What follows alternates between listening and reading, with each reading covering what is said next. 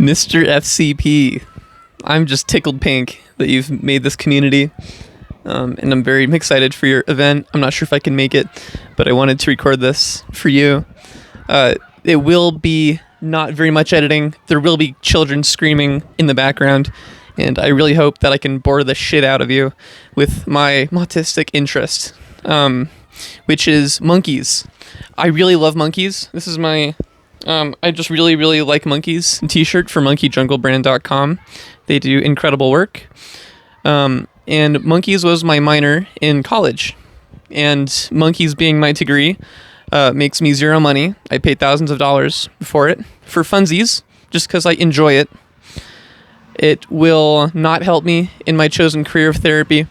It will do nothing for me. It was just for my own enjoyment, for my own laughs and fun.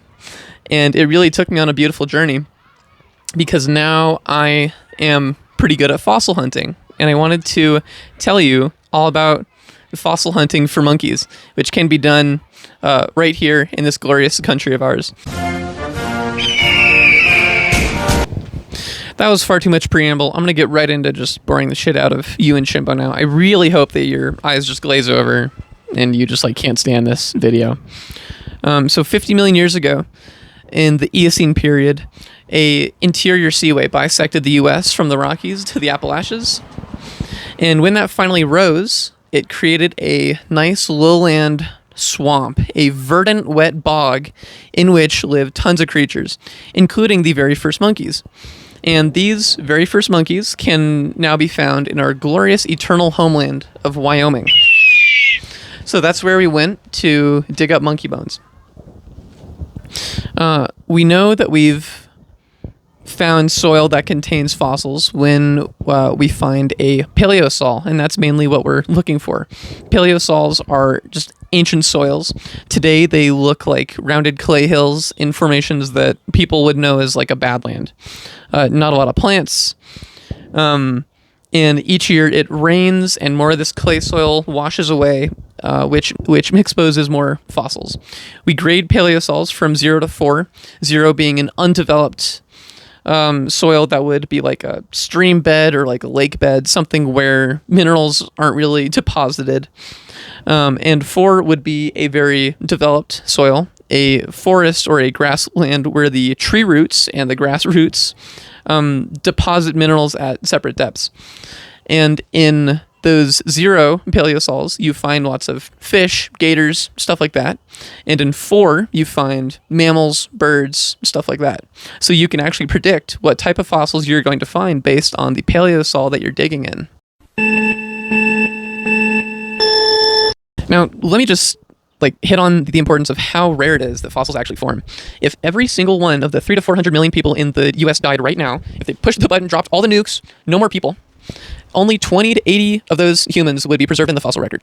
It takes extremely specific circumstances. It takes rapid deposition. That's why there's something dies in a landslide or falls to the bottom of a lake, something where the bones aren't exposed to air for very long. And we're not finding complete skeletons either. We're finding very fragmentary pieces of jaws, ankle bones, teeth, stuff like that. Because when something dies, carnivores scavenge it, tear the skeleton apart, horses shit on it and trample it. It just goes everywhere. So complete skeletons are very rare in the fossil record. But in the Willwood, they are everywhere. You can we would do this, just throw rocks and go to where the rock landed and there would be bones. It is such a prolific fossil bed. There are very few that are like that in the world. And it's not the genus Homo, so it's not smart apes, and it's not dinosaurs, so people don't really give a shit. It's basically just mammals and birds. But I feel it's very significant because it has the first monkeys. So with the amount of bones that you can find in the Willwood, we're talking about billions of creatures that lived and died in the swamp. So what did we find? What did we find? We found a whole bunch of cool stuff. I have a bag of their bones here that I smuggled from our glorious homeland. Lots of stuff on my counter here. I'll show you in a second. Most of what we found were Coryphodon bones. Coryphodon doesn't really have a modern analog. It's like we called it a swamp cow. It's like a mix between a cow and an elephant and a hippo that survived in the swamp gobbling muck from the bottom of a lake bed. Real Star Wars-ass creature. And they were the biggest thing that was around, so their bones are everywhere. Just big hunks of bone. And it's really not a big deal that I took those bones, because we kind of consider them junk in terms of research. There's not a whole lot that we can do with them. There's so many of their bones out there that it doesn't like really matter. They're very common. All the teeth we preserve because the teeth are more important. You can tell what something eats based on the shape of its tooth. The second most common thing that we found was Hyracotherium, or dawn horse. Dawn horse was a little cat-sized browsing herbivore who had 4 or 5 toes, which is not like the one toe that modern horses have. And its main job was to get eaten by bigger things. Next, I found a gnarly piece of a carnivore tooth, some big canine. We didn't identify what it was from. Probably a vulpovid, which are kind of feline-esque ferret sort of tree cats, which are pretty cool. I also found this example of a Phenacodus, which is a browsing herbivore, kind of like a tapir. I also found a entire skeleton of it's an alligator. It's called an Alagnathosuchus. Weird name. But a little 1 or 2 foot alligator, which was bleeding out of the hillside. I was very proud because I found the most volume of bones out of anyone on our trip, but I did not find the coolest bones. I found mostly like the common stuff. Other people did find bones from the first monkeys called Cantius, which are super cool, but they're very hard to find because the teeth are very, very small. So you really have to get your face right up to the dirt and scan. And that just was not my style. I just wanted to wander, and I could not hold my attention for long enough to just scan little tiny pebbles in the dirt. So those are some of the things that we found up there. That trip was kind of crazy. The first day we got our van stuck in the mud 30 miles out on a dirt road with no hope of rescue. So I'm glad we figured that out. Glad I'm still here. We had to sprint across a wet clay field to escape a lightning storm, which was cool. And one and that could have gotten us in a lot of trouble. So I'm glad that nothing happened to that. From my bag of rocks. Oh, my microphone isn't in my phone. So here are some of the best bone scraps that I got from Wyoming of Coryphodon bones. You can see clearly this is the inside of a leg or arm bone.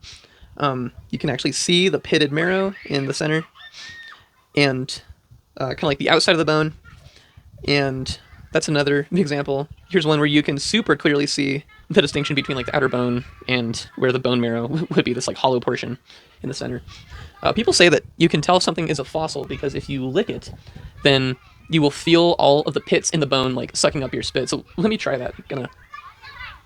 Yeah, I guess that kind of works. It tastes like a rock though. Came back, and a couple years after, I was going up to my girlfriend's family cabin that they have up in the mountains. And up there, their family calls this one thing on the trail to their cabin the dobies, which are these little clay mounds.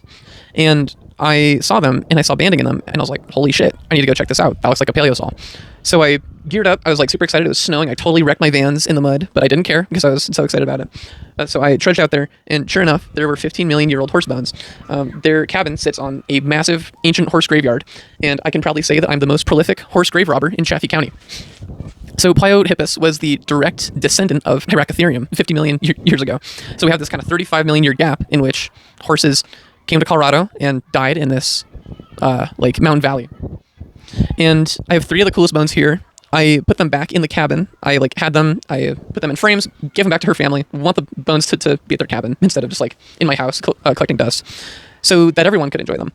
And I found a proximal phalange, which is like this bone, and in a horse, the Hyracotherium had lost its toes, and that becomes one big toe that we call their hoof.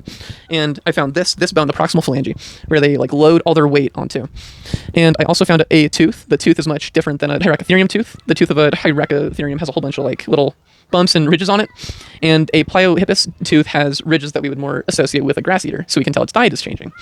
And I also found a piece of a tibia, or maybe like what we would call like a fibia in like your arm, where the center had geodized. So quartz crystal grew in the middle of this horse bone where the bone marrow should be. So that was super cool. I was like, oh my God, this trip I took showed me how to look for fossils, and here I am just randomly finding them now. So it's amazing what you can find, and that's my autistic hyperfixation, is monkey bones and just bones in general. I love rocks, I love bones, I love monkeys, love my friends. The world is great if you know what to look for.